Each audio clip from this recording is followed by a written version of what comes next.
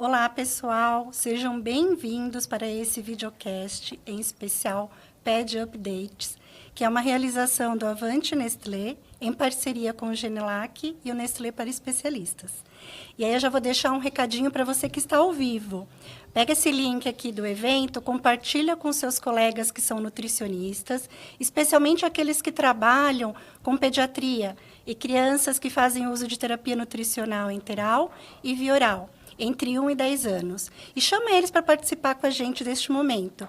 Vai ser um momento de troca de experiências e onde a gente também vai divulgar o Guia de Ferramentas em Pediatria Nestlé. Eu sou Daniela Galego, nutricionista materno-infantil. Estou aqui representando o Genelac, que é um grupo de estudos em nutrição enteral e lactário, formado por nutricionistas que atuam no hospital neste Brasil inteiro e, de forma voluntária, fazem trocas, sobre esse assunto. E temos, há mais de 16 anos, parceria com a Nestlé. Então, é com muita alegria e também agradeço já ao convite da Nestlé Health Science de estar aqui moderando esse bate-papo com vocês. E estou aqui agora com duas colegas nutricionistas de longa data, que agora elas vão se apresentar para vocês. A Maria Eugênia e a Luciana. Vamos lá, Maria Eugênia, se apresente para eles. Vamos, tudo bom, Dani? Tudo bom, pessoal? Então, meu nome é Maria Eugênia, eu sou nutricionista materno-infantil, trabalho há mais de 14 anos nessa área, certo? Hoje eu estou aqui representando a nutricionista extra-hospitalar para falar um pouquinho com vocês sobre o guia de ferramentas, certo? Eu já atuei também no hospital há mais de 10 anos e eu acho que isso também enriquece um pouco a nossa bagagem de consultório, certo? E na primeira edição do guia, eu e a Dani, a gente estava juntas também nessa aula e agora é um prazer enorme estar aqui de novo falando sobre o guia de ferramentas na revisão, nessa atualização que foi feita agora, certo? E aí também eu estou super feliz de estar aqui hoje então com a Dani e com a Lu, que são duas pessoas que eu admiro muito, colegas de profissão que eu admiro bastante. Ai, obrigada, Eugênia. Seja bem-vinda aqui para o nosso bate-papo. Obrigada, Dani. E você, Lu? Fala um pouquinho de você. Eu sou Luciana, nutricionista, sou formada pela Universidade Federal do Rio de Janeiro. Não precisa falar quanto tempo, né? Fiz especialização em terapia nutricional em pediatria também, pela UFRJ. E a minha atuação, desde que eu me formei, é em pediatria, UTI pediátrica e agora, mais recentemente, UTI neonatal. A minha atuação é prioritariamente hospitalar. Eu trabalho no Hospital Unimed Volta Redonda. E é um prazer estar aqui representando o time de pediatria hospitalar e com duas profissionais que eu admiro muito. Ai, que um grande prazer. Seja bem-vinda também. Acredito que nós vamos ter excelentes trocas aqui, Dicas para a prática clínica do dia a dia de você que está ao vivo aí conosco. Então, antes da gente começar a falar um pouquinho, eu gostaria de apresentar a nossa estrela, que é o Guia de Ferramentas em Pediatria, cuja a sua versão está atualizada nesse ano de 2024. Então, vocês estão vendo aqui na tela agora com a gente a versão inicial do Guia de Ferramentas e que agora, em 2024, ele foi atualizado, está com essa carinha aí, toda voltada para a pediatria, E que nós temos um personagem que depois as meninas vão estar falando sobre esse personagem aí também. E esse guia, ele teve algumas inovações aí, a pedido de muitos nutricionistas que utilizaram a primeira versão e sentiram necessidade de trazer mais ideias para esse guia. Então, ele está dividido na parte de triagem nutricional, de avaliação nutricional, necessidades nutricionais e a terapia nutricional propriamente dita, direcionada para a pediatria, E aí, eu queria fazer uma pergunta para vocês, meninas. Na prática clínica de vocês, qual a importância que se tem da avaliação nutricional?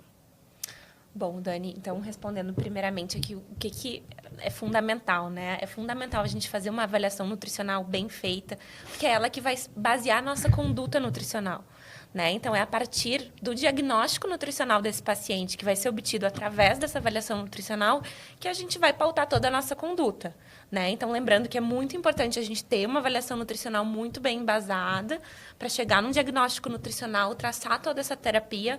Claro que é muito importante o acompanhamento dessa nossa conduta, Mas a avaliação nutricional é o ponto de partida, certo? Então, é muito importante que seja uma avaliação nutricional muito bem feita, muito bem detalhada, né? Então, acho que esse é o principal ponto. Então, aquela avaliação nutricional que engloba tudo.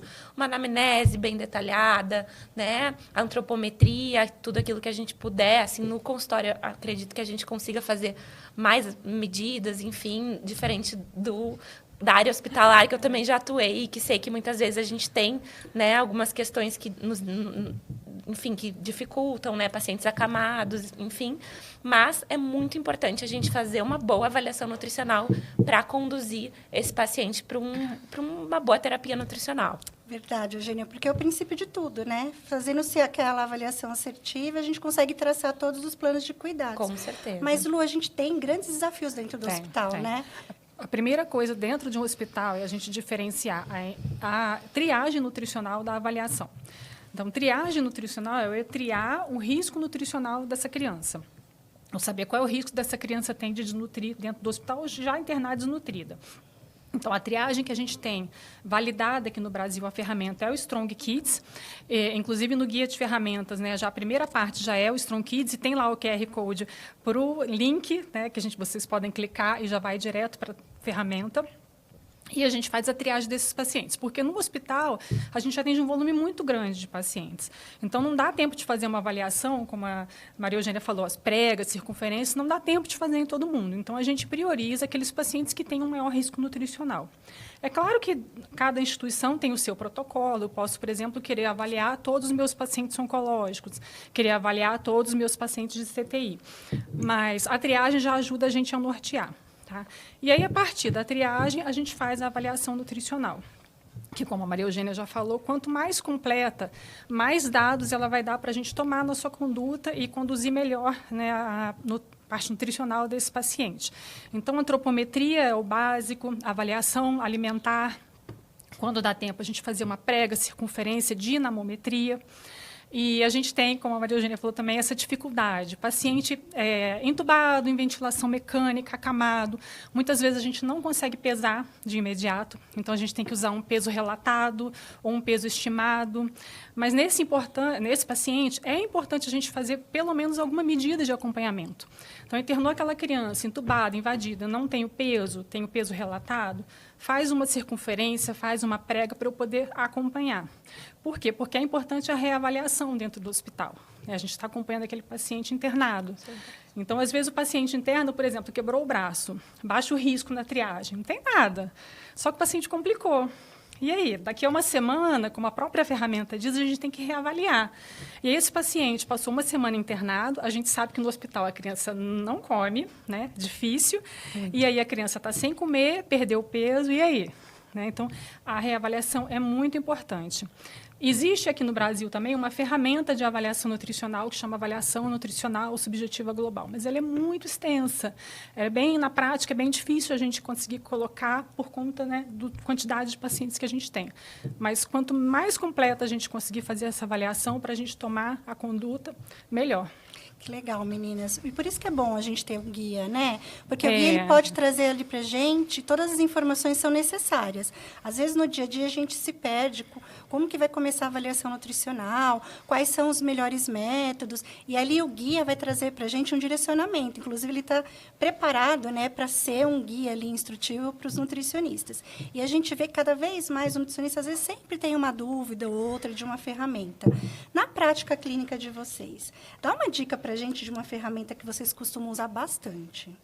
Certo, Dani. Então, o guia, ele, como você falou, ele traz vários pontos, né? E aí, no consultório, assim, o que eu acabo mais utilizando na minha prática do dia a dia?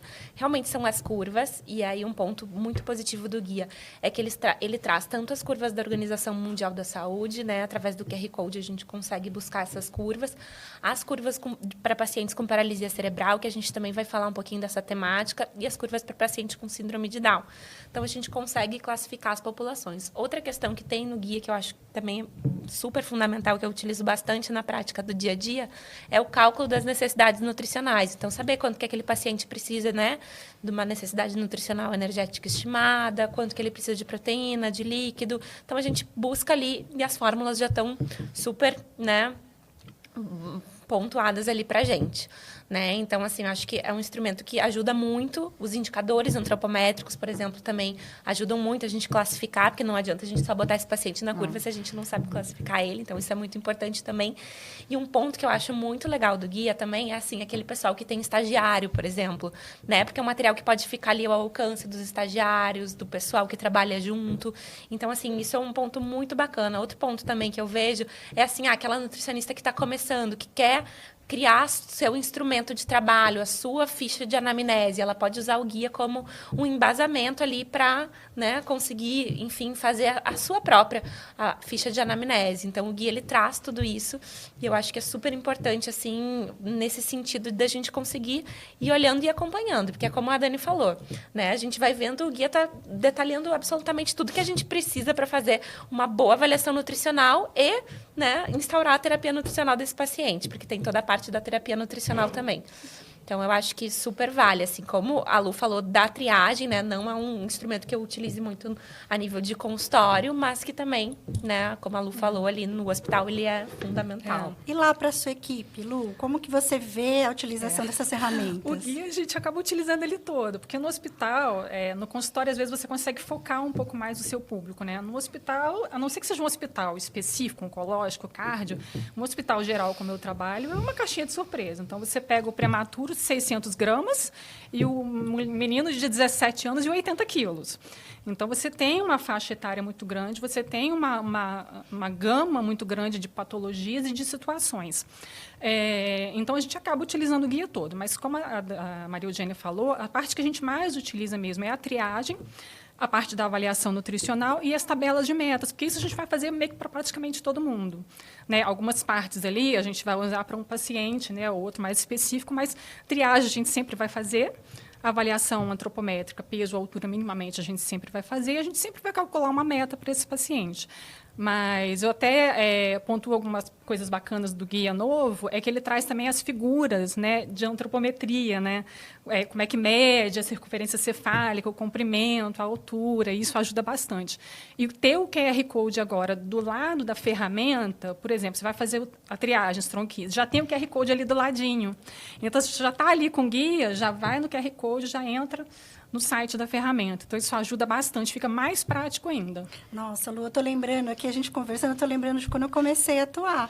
O quanto era difícil a gente ir atrás dessas ferramentas. Muito. E aquele tanto de papel de curva. Não é verdade? A gente tinha que ficar andando com uma pasta, né, de avaliação nutricional. E hoje a gente tem ali um manual conciso. Encadernado. Isso, né? Eu tinha as ficava velho. Como é gostoso, né? A gente tem um instrumento ali que vai facilitar e também já está bem sucinto ali, bem direcionado. Eu acho que você que está no ao vivo aí já está curioso em saber, né? Como que é esse guia. Mas logo, logo, quando terminar o nosso evento, ele vai estar disponível no site do Avante. E aproveitando, pessoal, já vão colocando suas dúvidas aí, as suas perguntas aqui no chat do nosso evento, para que a gente possa fazer para as nossas convidadas, tá? Agora, neste momento, eu queria ver com vocês se vocês conseguem mostrar na prática clínica de vocês como que vocês utilizam esse guia aí, né?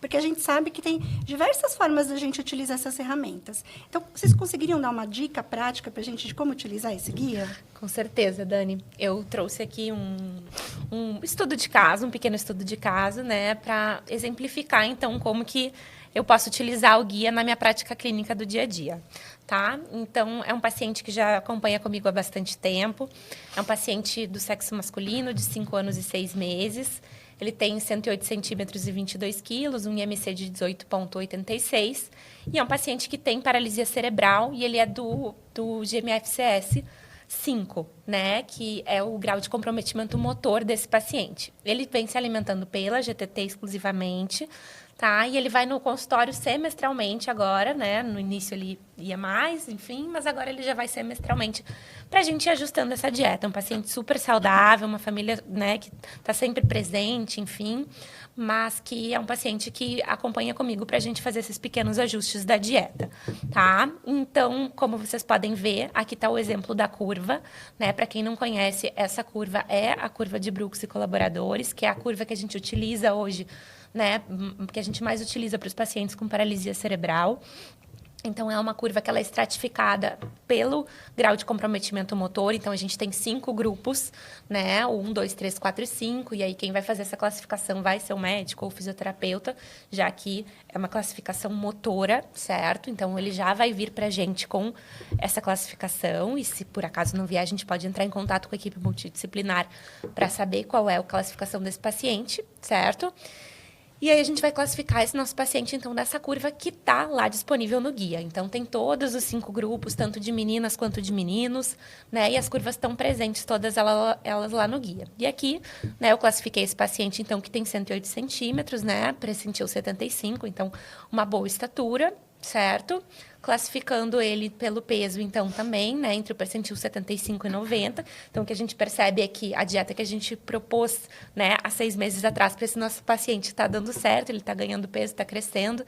Então, isso é muito importante, né? E aqui o IMC também, né? Então, entre o percentil 50 e 75 na curva específica para essa população, tá? Lembrando só que a curva do grupo 5, ela é dividida entre também pacientes que se alimentam por via oral e por via interal. Tá? Então, como esse nosso paciente é um paciente gastrostomizado, né? Como vocês podem ver ali do ladinho do GMFCS, está escrito que essa curva é para os pacientes que têm gastrostomia, então, tá?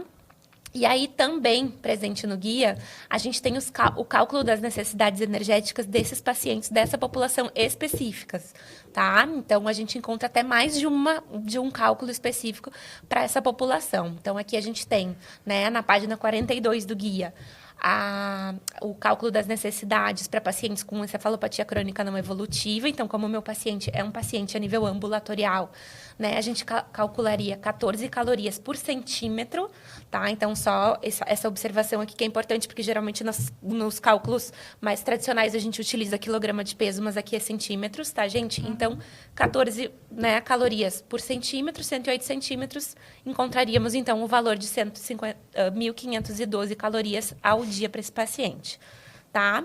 Aí, na página 43 do guia, a gente tem outra literatura para o mesmo cálculo de necessidade energética, porque a gente sabe que a gente tem, né, várias literaturas para encontrar o mesmo resultado, mas eu fiz só para a gente dar uma comparada e realmente, né, a gente tem um valor muito semelhante aí. Se a gente colocar, fazendo com esse cálculo, a gente encontra um valor de 1.501 calorias. Então, um valor muito semelhante, que não faz diferença, né? Então, a gente pode seguir aí qualquer uma desse cálculo de necessidades energéticas para esse nosso paciente. Tá? E aí, qual que vai ser o nosso objetivo, então, né? Ajustar a dieta. Muito provavelmente, como eu falei para vocês, ele cresceu, ele ganhou peso. Então, ele já tem um novo cálculo das necessidades energéticas e a gente vai precisar ajustar a dieta desse nosso paciente. Mas, como vocês podem ver, né, o guia me ajudou muito, tanto a classificar esse paciente nas curvas, como também a encontrar as necessidades energéticas estimadas pelo cálculo que eu também encontrei lá no guia.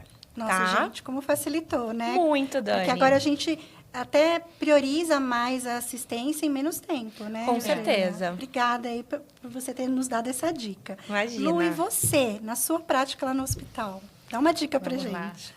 Eu trouxe aqui onde a gente usa o bom senso, né? Porque a gente tem as ferramentas, a gente tem os guidelines, mas a gente sempre tem que individualizar o nosso paciente, tá? Então, eu trouxe aqui também um menino de 2 anos e 9 meses, 16 quilos, 92 centímetros, sem sinais de perdas. Eu coloquei isso aí para a gente fazer na triagem, tá? Isso é uma avaliação que a gente faz, que é um dos itens do Strong Kids, que é a nossa avaliação subjetiva. É você olhar a criança e ver se ela tem algum sinal de perda muscular ou perda de gordura. Ele internou no CTI pediátrico por politrauma, tá? Não tinha comorbidade prévia, previamente rígido, então, assim, normal. Sofreu um acidente de carro e pá, internou. E não tinha alteração nenhuma anterior. Comendo bem, sem perda nenhuma, sem diarreia, sem vômito, nada. É uma coisa bem aguda, foi um trauma. Então, a primeira coisa, o Strong Kids, né, que a gente tem acesso ali pela ferramenta, já tem o QR Code direto para o site. Então, o primeiro ponto da triagem é se o paciente tem alguma doença que possa trazer risco nutricional. E aí tem um elenco de doenças, né, que a própria ferramenta sugere, e esse paciente tem uma doença de risco, a gente pontua 2 pontos, que é o trauma. Né? Então, um paciente de trauma, que é um paciente que vai apresentar um risco nutricional, embora ele não tenha nada antes, né, de internar. E aí, a avaliação subjetiva, como eu disse lá, ele não tinha nenhum sinal de perda, então é marcado não, 0 pontos. A ingestão alimentar ou perdas, ele também estava comendo bem, 0 pontos. E aí também a ferramenta Strong Kids exemplifica, né, o que seriam essas perdas. Diarreia, vômito, diminuição da ingestão, intervenção nutricional pré-existente, né, no caso de um paciente com GTT que usa alguma dieta já enteral, uma incapacidade de ingestão por dor, mas ele não tinha nada antes disso. E se ele teve perda de peso ou baixo ganho de peso antes de internar, também não teve. Esse item eu gosto de frisar bastante, porque às vezes as pessoas acham que é só perda de peso, e não é. Em bebês pequenininhos, menores de 1 ano, o não ganho de peso também é risco. Então, o bebê tem que ganhar peso. Tá? Então, se for um bebezinho que internar para vocês e não estiver ganhando peso, ele pontua. Tá? Então, no Strong Kids, ele tem aí 3 diagnósticos, né? Alto risco, médio risco ou baixo risco. Essa criança com 2 pontos, né, de 1 a 3, entra no médio risco. É uma criança de UTI, um politrauma. Então, assim, um médio risco, sabe? É uma criança, clinicamente, para a gente, eu não coloquei aí no slide, mas ela pode estar grave, com aminas, com sedativo, né? Mas é uma criança para acender um sinal vermelho para a gente. Então, assim, sempre olhar a triagem, a gente faz a triagem para nortear, mas a gente sempre olha com bom senso o resultado dela, tá? E aí, fazendo antropometria, né, que também na ferramenta a gente tem o QR Code direto para as páginas, né, das curvas. Do peso para a idade, ele está ali eutrófico, né, no peso ideal, vou colocar lá na tabelinha para vocês. A altura para a idade, ele é um pouquinho abaixo da média, mas ele tem uma estatura adequada. No peso para a altura, ele está ali quase acima, eu vou mostrar na tabela, fica mais fácil a gente visualizar. E no IMC para a idade, que o IMC deu 18,9, ele também estaria um pouquinho acima da média ali. Aqui, só para vocês verem, eu voltei aqui, só para vocês verem que as curvas da OMS, ela tem tanto em percentil quanto em score Z, tá? E aqui na tabela, a gente vê o peso para a idade, está com peso adequado. A estatura, apesar de estar um pouquinho abaixo da média, mas está adequada. Mas olha ali no peso, quando a gente vê a composição do peso para a altura e do IMC, já é uma criança com um sobrepesozinho. Então, por isso que é importante a gente avaliar pelo menos mais de um parâmetro. Às vezes, você faz só o peso e idade e não identifica que essa criança, às vezes, já está indo para uma obesidade, ou essa criança pode ser até desnutrida, mas ela é baixinha também. Né? Então, é importante a gente avaliar vários parâmetros para ter uma ideia global de como está essa criança. Tá? Que legal, Lu. Obrigada, viu, pelas essas dicas aí. Sabe, meninas, tem uma ferramenta que o pessoal me pergunta muito e que eu percebo que eles ainda sentem um pouquinho de dúvida de usar e que o guia está trazendo, né, que é o fluxograma de decisão ali da terapia nutricional interal. Inclusive, ele traz ali como novidade a nova embalagem do Isosource Júnior. Vocês querem falar um pouquinho sobre essa ferramenta? Sim, então, o fluxograma de decisão da dieta, né? Com certeza a Lu acaba utilizando muito mais isso do que eu, porque a prática hospitalar a gente requer mais, né, o uso da dietoterapia interal, enfim. Mas lembrando, muito importante, né, que a Dani trouxe, que o Isosource Júnior, ele mudou, né, de nome. Ele era o antigo Nutren Júnior, mas que agora ele é o Isosource Júnior, né, gente? E ele possui a mesma composição. Então, assim, para os profissionais, até é importante que os profissionais passem, né, essa informação para as famílias, que a composição continua a mesma, né, que a forma de utilizar a ação é a mesma, tá? Então, é muito importante que a gente faça também converse com os nossos familiares para dizer que está tudo igual, que só mudou mesmo foi o nome e a embalagem, né? E é um produto que eu acabo utilizando bastante, né, nos pacientes com paralisia cerebral. Como eu já falei, eu tenho, né, esse atendimento bem voltado aí o público com paralisia cerebral. Então, uma dieta integral que eu utilizo bastante com esses pacientes, mas o fluxograma muitas vezes me ajuda na hora de decisão, né? Porque como a paralisia cerebral também está muito relacionada com problemas gastrointestinais, muitas vezes, né, quando a criança não tolera bem essa dieta, a gente acaba migrando para 100% hidrolisada proteína do soro do leite, né? Então, muitas vezes eu acabo utilizando também o fluxograma na decisão, aí principalmente para diferenciar essas duas dietas, enfim, que são as duas que eu mais utilizo na minha prática clínica, mas acredito que a Lu possa falar mais para vocês, porque, né, no âmbito hospitalar a gente tem mais dietas interais aí sendo utilizadas, bem né? Acho que o primeiro ponto que a gente tem que saber no hospital é, primeiro, quais dietas e suplementos que a gente tem para trabalhar. Verdade. Tá? Isso é muito importante. Então, o nutricionista que vai atuar, quais dietas que eu tenho, quais suplementos, quais fórmulas, qual a composição delas, qual o tipo de proteína, como você falou, é hidrolisada, é uma proteína inteira, é maltodestrina, é lactose, tem fibra, não tem, é 1.0, é 1.5. Então, assim, eu preciso conhecer o que eu tenho para utilizar para eu poder tomar as condutas certas.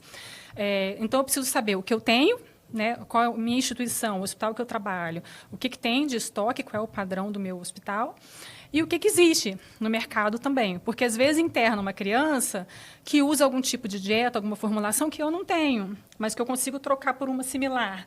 Ou, às vezes, não existe uma similar e eu preciso utilizar aquela, ou preciso trocar, né? Ou, às vezes, a criança utiliza alguma coisa em casa, uma dieta polimérica, por exemplo, interna com uma diarreia, eu preciso usar uma hidrolisada.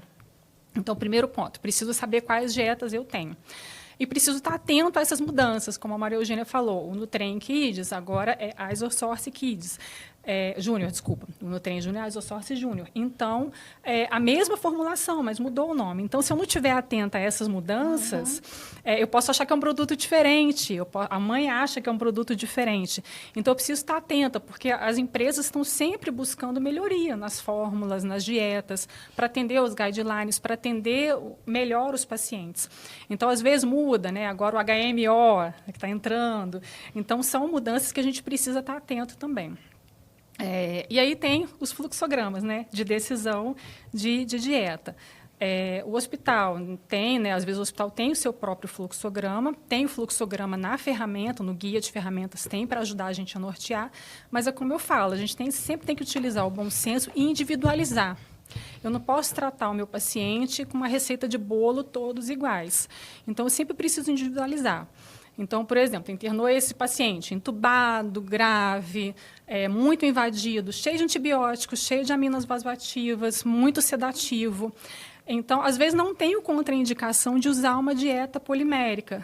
Mas, avaliando aquele paciente, você vê que ele vai se beneficiar de, por exemplo, um Peptamen Júnior, que é uma dieta extensamente hidrolisada, com proteína do soro, que tem uma quantidade maior de TCM, que vai ter uma absorção muito maior ali e vai ajudar esse paciente a se recuperar mais. Até porque, num paciente muito invadido de UTI, às vezes eu preciso utilizar um volume muito pequenininho. Né? Então, quanto melhor a absorção, melhor nutrição eu vou ter para o paciente. E aí ele vai começando a estabilizar, eu já consigo modificar ou transicionar para o Isosource, né, para uma dieta polimérica.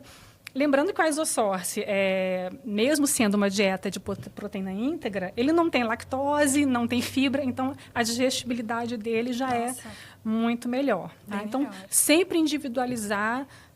Os protocolos estão ali para nortear a gente, os fluxogramas de decisão, mas a gente sempre individualizar e olhar cada paciente no que ele precisa ali no momento. E o que a gente sabe também que na prática, às vezes, aquelas nutricionistas que estão começando, muitas vezes a dieta interal é um tabu, né? E aí pode ser que esse fluxograma ajude. Ajuda bastante. Né? Porque assim, eu me lembro na minha época de hospital, às vezes internava um paciente com dieta interal.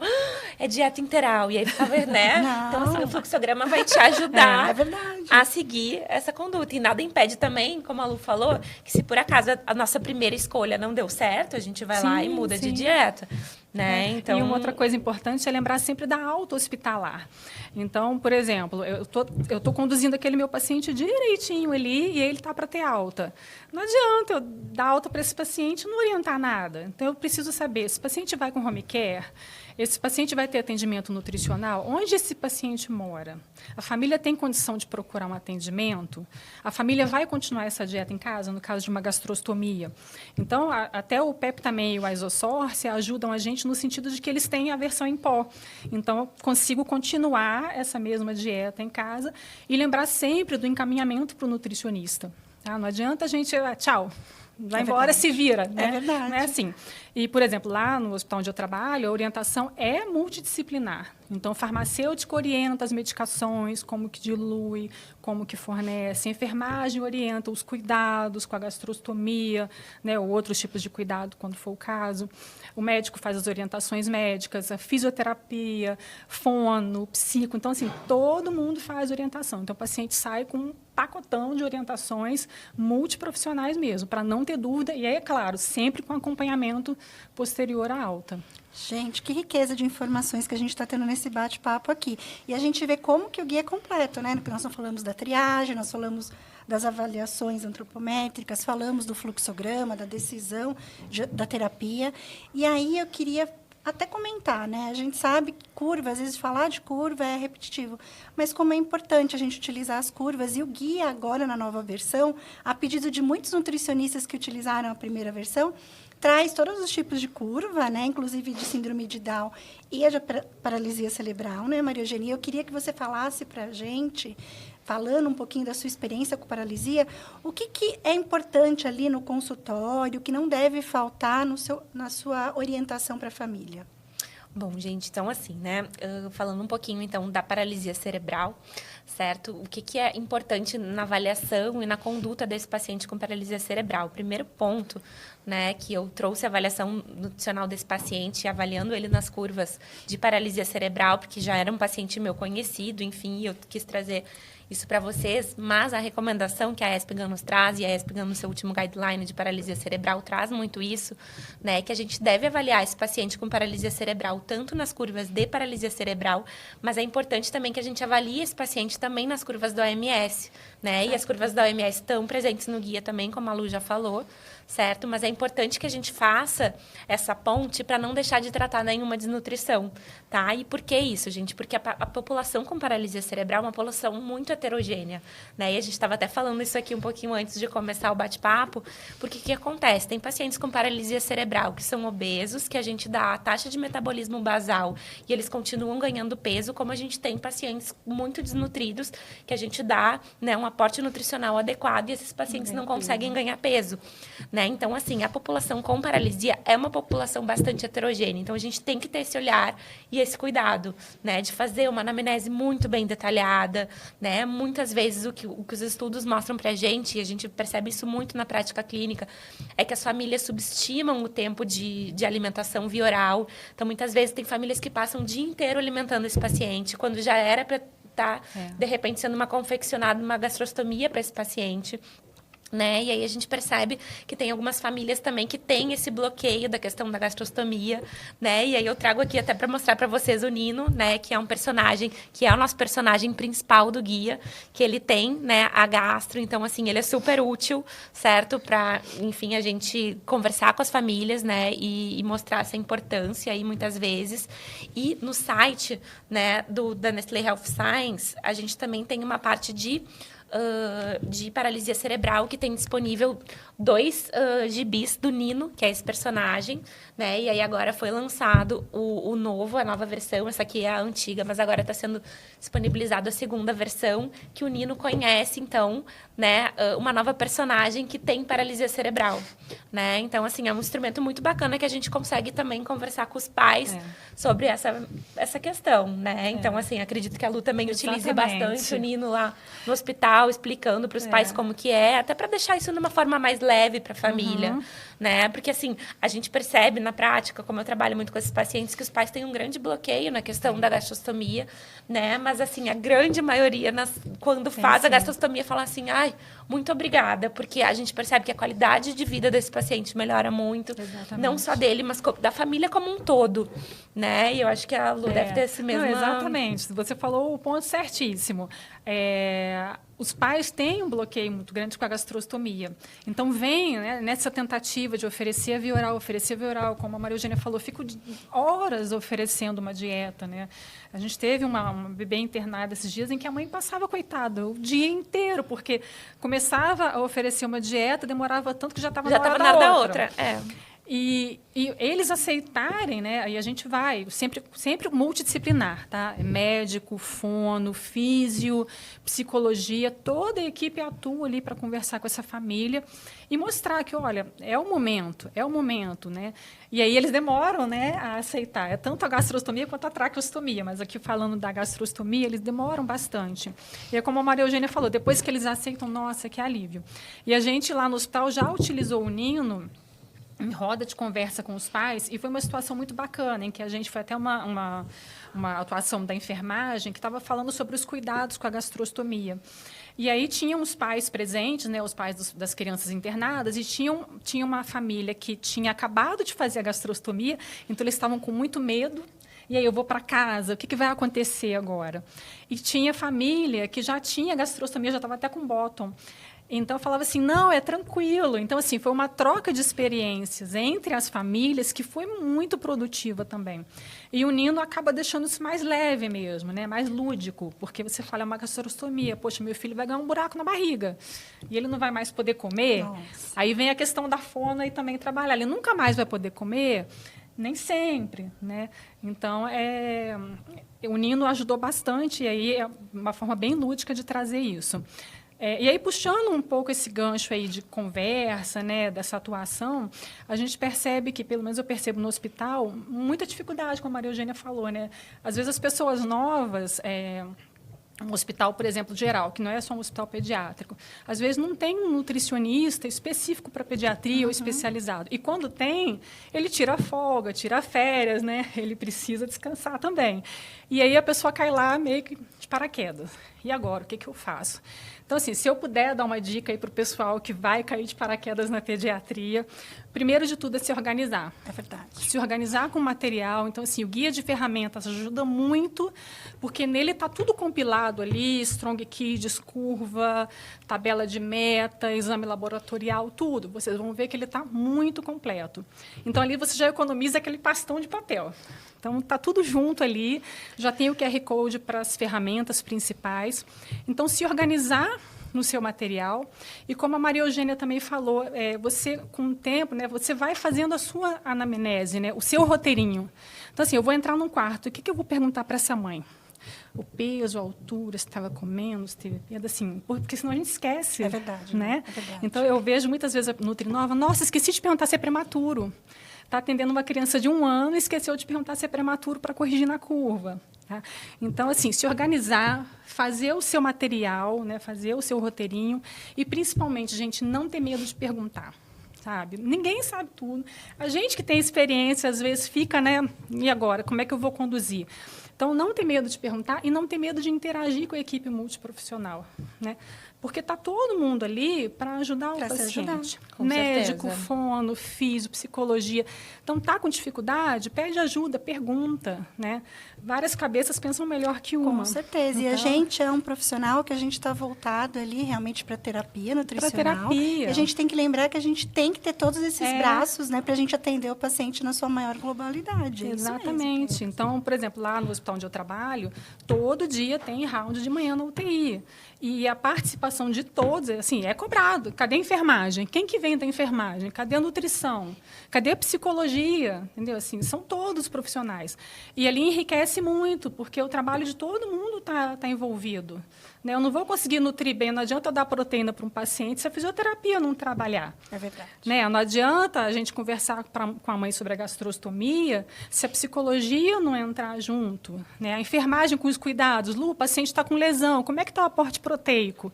Principalmente paciente neuropata, às vezes tem uma tendência a lesão por pressão.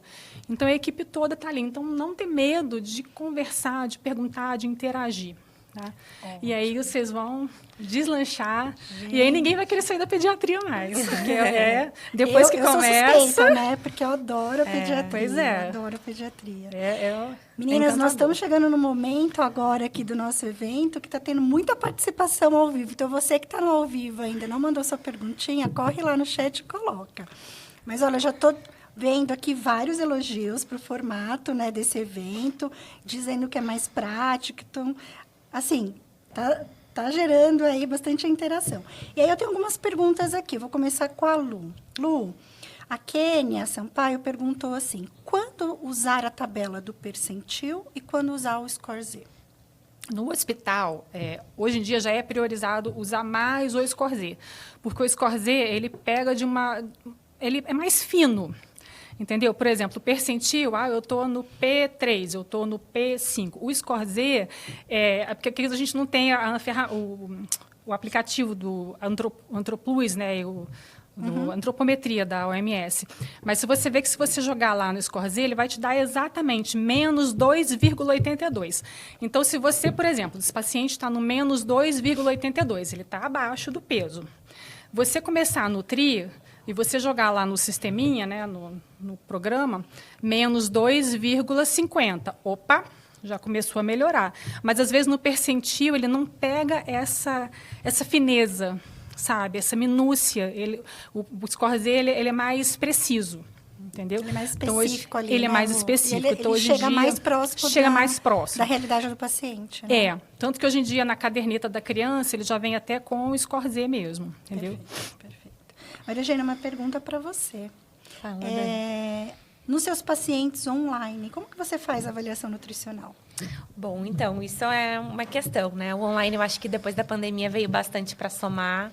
Nós, nutricionistas, então, fomos autorizados a continuar, né? Depois da pandemia também, continuar mantendo as nossas consultas online. Isso foi muito bom para todos, porque hoje em dia eu posso atender pacientes do mundo inteiro, né? Mas, realmente, assim, tem vezes que acaba que a avaliação nutricional pode ficar um pouco prejudicada né? Mas, assim, como a Lu falou, tem vezes que ela tem o paciente acamado que a avaliação nutricional dela também fica prejudicada, né, Lu?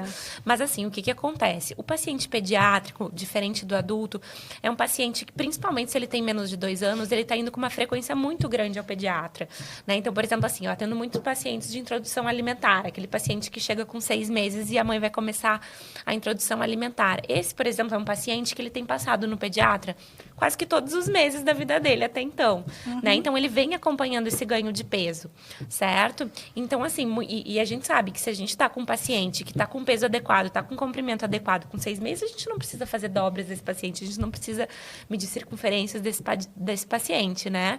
Então, assim, depende muito da idade desse nosso paciente, certo? Depende muito se é um paciente mais atleta, por exemplo, às vezes eu atendo pacientes atletas, né? Aí esse paciente, ele já acompanha com uma equipe também, que tenha um educador físico, que de repente possa fazer uma dobra para complementar a nossa avaliação, certo? Ou muitas vezes, o que acaba acontecendo? Eu trabalho muito junto de alguns pediatras, né? E muitas vezes esse pediatra já vem passar o caso para mim, né? Então, assim, é um paciente que está ganhando peso, não está ganhando peso. O que eu peço muitas vezes é a foto da caderneta, se é um paciente mais novo, né? Para a gente acompanhar o ganho de peso, porque nada adianta a gente também saber o peso desse paciente hoje.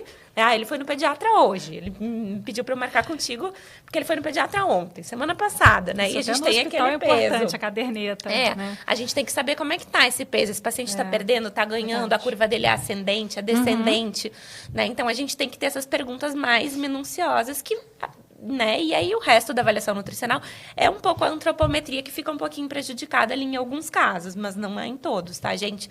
Mas de resto, né, assim, os exames bioquímicos a gente vai avaliar da mesma forma, a anamnese a gente vai fazer da mesma forma, detalhado da mesma forma, né? E aí muitas vezes as mães me perguntam, os pais perguntam, né? Precisa o paciente estar junto? Então, assim, a gente tem que estabelecer uma idade que a partir de certa idade o paciente tem que estar junto na consulta, sim, porque a consulta é voltada para ele. Claro que se for um bebê de 6 meses, ele não precisa estar junto no momento da consulta. Mas, então, é muito importante, né, a gente construir esses nossos documentos aí e saber como que a gente vai proceder nessa questão. Mas é super possível e super viável, tá, gente? Tem muita pergunta aqui que fazem de como adquirir esse guia. Gente, então, para quem está aqui no ao vivo, logo que terminar o evento, vocês vão ter a possibilidade de baixá-lo aí no site do Avante. Mas eu já vou dar mais algumas dicas para vocês também. Eu posso puxar um gancho aí na antropometria? Pode. Num paciente presencial neuropata, como é que você faz a altura a estimativa da altura? É pela altura do joelho mesmo? Então, Lu, vai depender muito desse paciente, tá? Porque, assim, tem pacientes neuropatas que conseguem... Isso é uma dúvida até no hospital. total do pessoal. Tem pacientes neuropatas que eles conseguem ficar muito bem em pé e a gente consegue aferir, tá? Beleza. Tem pacientes, né, como os pacientes com paralisia cerebral, muitos deles têm uma hipotonia, né? Então, tem aquela rigidez muscular que a gente não consegue esticar os membros para fazer uma antropometria. Às vezes, a gente pode fazer a envergadura, a hemi-envergadura, mas muitas vezes a gente acaba tendo que fazer pela altura do joelho mesmo, que também tem a fórmula lá no guia. Isso, né? Porque existe essa dúvida no hospital. O que eu faço? Eu faço a altura do joelho? Eu faço chanfradura? Eu faço a altura no leito? Porque daí vai depender muito do paciente mesmo, que é caso a caso que a gente vai avaliar como que a gente consegue. Complementando essa questão da curva, Eugênia, tem uma pergunta aqui, ó. Qual é a classificação dessas curvas, né? Então, quais são os pontos de corte aí da curva de PC e de Down? É P10, P90? Você pode explicar para o pessoal? Então, acima do percentil 90, a gente já considera um ponto de alerta para sobrepeso, né? E abaixo do percentil, e aí tem até algumas curvas que eu não sei se vocês perceberam, para quem conhece, acho que até naquela que eu mostrei, tem uma parte avermelhada da curva, né? E aí, o que eles colocam ali no artigo, né?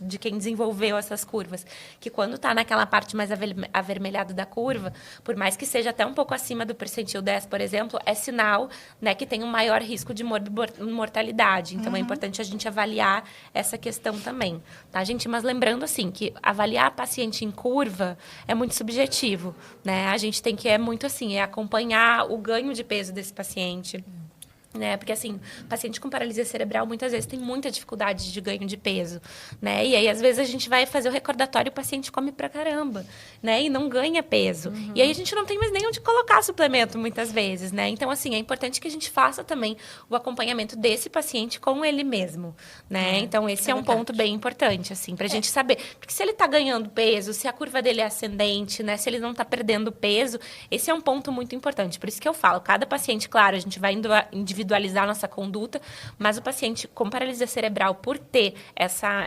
questão, né, de ser uma população bastante heterogênea, eu falo, nenhum paciente que eu atendo é igual ao outro, né, com paralisia cerebral. E aí, como eu até falei anteriormente, tem pacientes que recebem a taxa de metabolismo basal e ainda assim continuam ganhando peso, né? Então, é importante a gente avaliar o paciente por ele mesmo, né? E não só ele ser um pontinho na curva ali. E como eu falei, que também é a recomendação da ESPGHAN, né? Se é um paciente que está mais beirando para desnutrição, a gente pegar as curvinhas da OMS, também classificar ele lá para não deixar de tratar nenhum risco de desnutrição. E quanto é importante, né? Essa prática que a gente tem no dia a dia para a gente perceber que muitas vezes a gente tem um referencial ali da OMS e tudo, mas o paciente, às vezes, ele acaba traçando um perfil de desenvolvimento e evolução próprio dele, né? Então, por isso que é interessante a gente também conhecer um pouco desse paciente e, na prática, ir analisando ele, né? Eu acho que isso é um grande desafio no hospital, né, Lu? Porque no hospital... Isso que a Maria Eugênia totalmente estava falando. diferente, Às vezes, né? tem paciente que recebe a taxa metabólica e continua ganhando peso. Onde eu trabalhava, há algum tempo atrás, no Rio, a gente tinha a calorimetria. E aí, tinha uma paciente neuropata em que a taxa metabólica basal calculada era 1.400, se eu não me engano. Fomos fazer a calorimetria, deu 700 e pouco. Então, assim, não gastava nada. Então, por isso que a menina estava engordando. E aí, como a Maria Eugênia falou, né, a gente individualizar e acompanhar o paciente globalmente. Laboratório, né, como é que está. Às vezes, o paciente parece estar bem nutrido, mas tem uma lesão por pressão importante, sabe? Aí você dá dieta, dá proteína. Caramba, eu não consigo fechar essa lesão na enfermagem fazendo laser, farmácia atuando, médico, e a gente naquela dificuldade. E, teoricamente, você olhando, é um paciente gordinho, né, de peso adequado. Às vezes também, Lu, pode ser um paciente que não tem, que tem um trato gastrointestinal comprometido, que de repente precisa de uma proteína hidrolisada, que ele vai absorver muito melhor e ganhar mais peso, né? Então, são esse tipo de questões que a gente vai sempre individualizar, né? E olhar o paciente. E às vezes a vantagem do paciente que está ali com a gente no hospital é que a gente tem mais recursos ali para a gente analisar ele detalhadamente. Mas é como vocês colocaram, né, para a gente aqui no bate-papo. Eu acho que sempre a gente tem que ter aquele olhar individualizado e saber. Eu tracei a meta, né? A meta ela pode variar muito de acordo com a evolução sempre desse acompanhar. paciente. Por isso a reavaliação, sempre. Tanto da nutrição, se está comendo, ou se a dieta está entrando. Não adianta eu prescrever uma dieta integral e não está infundindo. né? Não estou nutrindo, como é que está o peso, como é que estão a medida que você fez, né? Dinamometria, prega, circunferência, tem N medidas que a gente pode fazer para acompanhar esse paciente. E no hospital, muitas vezes a gente traça uma conduta, acha que está abafando e quando vai ver, opa, não era bem por aí, vamos mudar. Por isso, a equipe multidisciplinar, multiprofissional, tem que estar sempre conversando ali. Aí um ponto, só deixa eu puxar um gancho também, né, já que eu já fui do hospital dia também. Por isso que, assim, quando a gente tem a possibilidade do sistema fechado, né, muitas vezes isso acaba sendo positivo também, né? Porque a gente percebe que quando a gente tem um sistema fechado, a gente tem muito menos pausa de dieta, a gente tem uma tolerabilidade melhor, menos risco de contaminação, né? A gente sabe que na pediatria, infelizmente, a gente não consegue fechar todo o sistema, porque principalmente, né, menores de 1 ano, a gente não tem essa opção, mas quando a gente tem a opção, super vale essa dica para quem trabalha no hospital, né, Lu? E como é bom a gente ter essa diversidade, né, de escolhas econômica aí. Também, né? Porque você manipulou uma dieta, opa, entrou de 0, aí você perdeu, né? O sistema fechado, se você não conectou a equipe ali, né, a dieta volta para o almoxarifado ou para o lugar, né, porque não foi utilizada. Então, aí pensando em outra economia, né? Então a gente já está entrando aí, né? Falando de outros assuntos, mas é isso mesmo, né? Que a prática nos traz aí diversas vertentes para a gente poder até gerir, né, a nossa prática assistencial. E só para terminar, meninas, porque a gente está chegando ali nos finalzinhos. Mas tem uma pergunta aqui que eu acho que as duas podem responder. Qual foi o maior desafio que vocês tiveram antes de poder aplicar esse guia aí na prática de vocês? E que dica que vocês dão para quem está começando agora? Bom, então, antes do guia, assim, o que eu acho? Que foi isso que a gente conversou, de ter aquela pasta cheia de coisa. Eu acho que o guia conseguiu compilar muito bem isso, né? Então, acho que ficou uma ferramenta super prática para a gente no dia a dia. Então, acho que, né, de ficar procurando, assim, enfim, curvas, etc. E aí ter o QR Code da gente colocar no celular, que hoje em dia é uma ferramenta que a gente utiliza muito, né? Então, acho que isso facilitou bastante, certo? E dica para quem está começando é isso, gente, estudem. Lembrando que a criança, ela não é um adulto pequeno, né? Então, a gente tem que se especializar realmente na pediatria, tá? E é muito importante ter esse conhecimento, né? Saber utilizar as curvas, saber utilizar os índices antropométricos, enfim, saber que cada paciente é um paciente, né? Nutrição em pediatria, eu falo que não é só introdução alimentar e seletividade alimentar, vai muito além disso, né? Então, assim, é importante a gente construir os nossos instrumentos de atendimento, né? Então, como a gente falou ali, aquilo que a Lu falou anteriormente, antes de tu ir visitar um paciente no hospital ali, né? De fazer a anamnese com ele, anota tudo aquilo que tu tem que perguntar, né? Dá uma olhada no prontuário desse paciente. Muito importante. Né? Tenta instigar tudo que mais você conseguir ali daquele paciente, porque isso é muito importante, né? Então, acho que essas são as minhas principais dicas, assim, e continuar se atualizando sempre, né? Não adianta, porque, enfim, né? Se eu pegar o que eu aprendi na faculdade, não é absolutamente quase nada. Eu fazia LVE. Eu também. Então, assim, não é nem a metade do que a gente faz hoje em dia. É verdade. Né? Então, acho que esse é o principal ponto também, continuar se atualizando eternamente, né? E como o guia ajuda a gente, como a Lu colocou, a se estruturar? Com porque certeza. o nutricionista, né, principalmente que está atuando na clínica, tem que ter essa possibilidade de gerir o tempo, senão ele acaba se perdendo. No tempo de consulta, no tempo ali do atendimento no hospital, né, Lu? E para você, qual o maior desafio na área hospitalar, Lu? Que dica que você dá ali para poder fazer a utilização? Que eu falei, né? Se organizar. Porque no adulto, você tem lá adulto, idoso, crítico, patologia. Não foge muito disso. De criança, você tem RN prematuro, RN a termo, aí você tem as curvas de RN, você tem as curvas da OMS, você tem as curvas de prematuridade, e aí você tem os cálculos de metas que são para a idade, faixa etária, no primeiro ano é por mês, né? E menino, menina, então, assim, são muitas tabelas, são muitas curvas, é muito material. No adulto, as coisas são mais enxutas. E na pediatria, o que a gente vê... A gente tem muito mais dietas. Tem muito mais dieta, muitas fórmulas, né? Às vezes as fórmulas são parecidas, mas tem uma coisinha, né? A gente estava comentando aqui sobre algumas fórmulas que a gente queria que existissem, né? Então, tem fórmula hidrolisada, tem fórmula anti-refluxo. Por isso, de conhecer, né? Então, se organizar, conhecer o que você tem para utilizar e conhecer o que o mercado tem, né? Quais são as opções que eu tenho.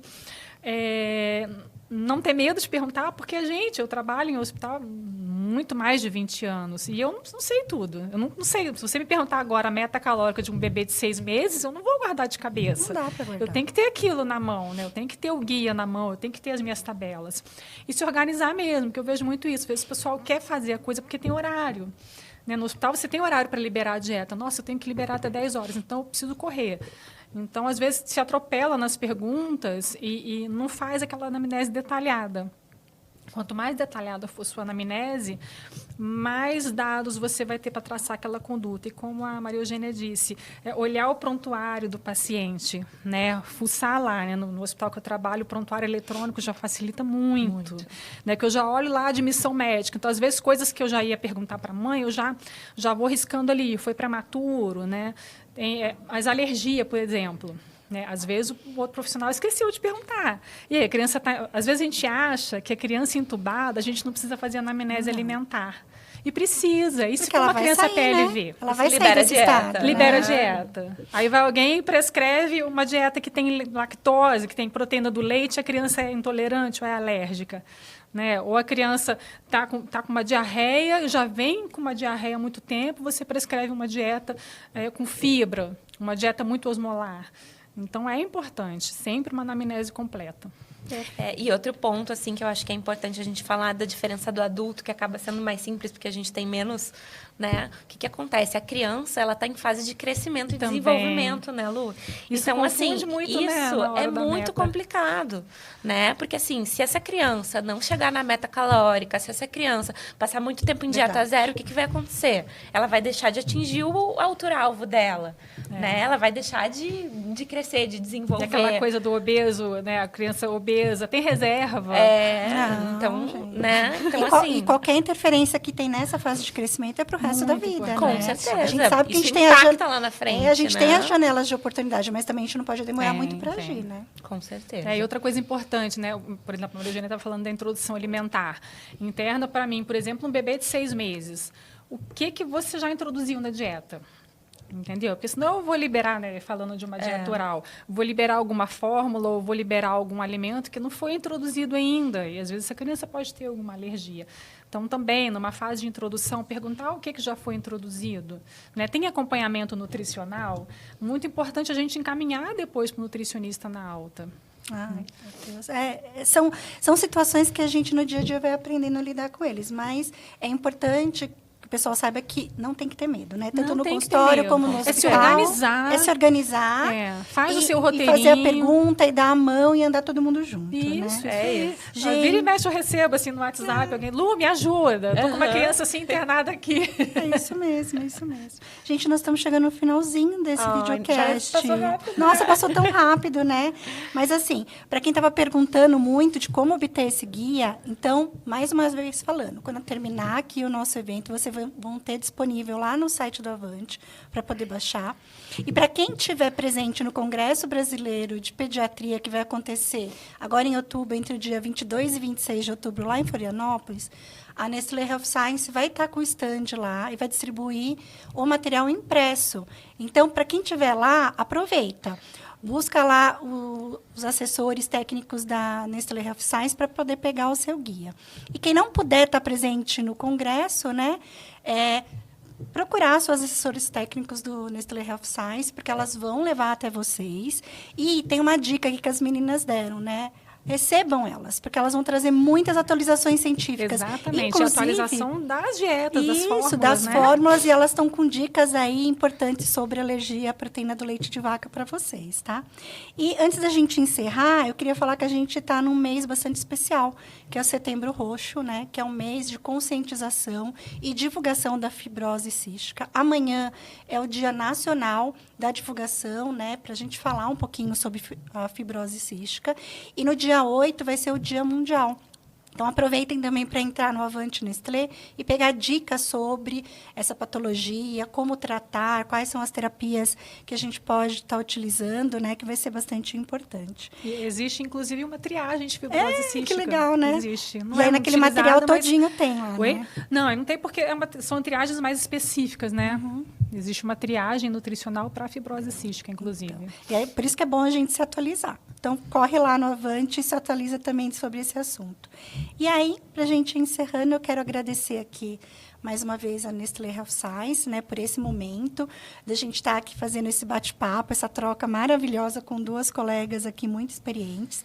E falar para vocês que as meninas estão aqui à disposição também. Então, procurem as suas assessoras lá da Nestlé Health Science, que elas podem colocar vocês em contato com as meninas.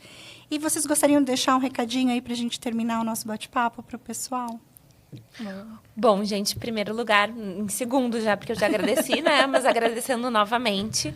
Então, busquem as suas assessoras, né? Que passam nos consultórios, no hospital. Peguem o seu novo guia, né? Ele está super completo. E eu acho que ele vai facilitar muito a prática diária de vocês. Então, acho que é isso. E se atualizar sempre, né? Isso não tem erro. Sempre, sempre. É isso aí. O guia vai ajudar bastante a se organizar. E agradecer, foi um momento muito bacana de troca. E eu queria um guia de prematuro. Quem sabe? Vamos dar essa ideia. Vai rolar, não? Vamos deixar essa ideia aqui para a Nestlé, né? Quem sabe é o próximo passo. Então, esse pediatria, eu queria um de prematuridade. Quem sabe o próximo pede update Já seja pedindo. nesse assunto, né? Então, mais uma vez, eu gostaria de agradecer a presença de todos que estiveram com a gente aqui ao vivo. Comentem com os seus colegas, passem para eles que esse evento vai estar gravado e vai ficar disponível lá no site da Avante. E, mais uma vez, obrigada. Espero que vocês tenham gostado aqui desse momento de bate-papo. Boa noite. Tchau, tchau. Tchau, tchau.